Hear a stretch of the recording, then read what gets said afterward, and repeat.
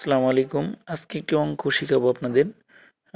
অঙ্কটি ২৪তম বিসিএসে আসছিল, আরও সমাজসেবাতে অন্যান্য পরীক্ষাতে আসছে। তো অঙ্কটি হলো যে এক ব্যক্তি একটি দ্রব্য ১২০০ টাকায় কিনে ১৫% লাভে বিক্রয় করলো।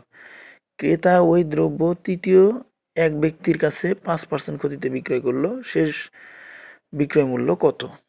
অঙ্কটা বলা হয়েছে ২৪তম বিসিএসে।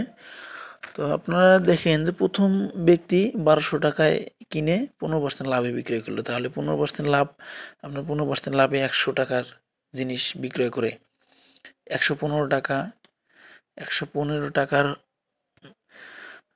করে, তাহলে ১২০০ টাকায় হলো ১১৫ গুণন ১২০০ ভাগ হয়েছে শতকরা বলছে, এই জন্য ১০০, ১৩৮০ টাকা।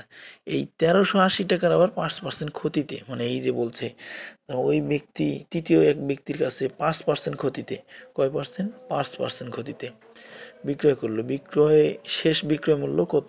শেষ বিক্রয় মূল্য হলো আপনার ওই ২৫% ১৫% লাভে যেটা বিক্রয় মূল্য হয়েছে সেইটা থেকে, মানে ১৩৮০ থেকে ৫% বাদ দিতে হবে। ৫% বাদ দিলে আপনার যে ৫% ক্ষতিতে ১০০ টাকার জিনিস বিক্রয় করে ৯৫ টাকা, মানে এই ১০০ থেকে ৫ বাদ দিলে ৯৫, এই যে ৯৫।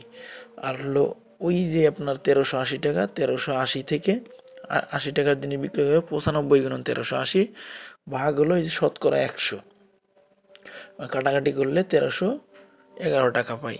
তো আপনার শেষ বিক্রয় মূল্য ১৩১১ টাকা। আশা করি বুঝতে পারছেন।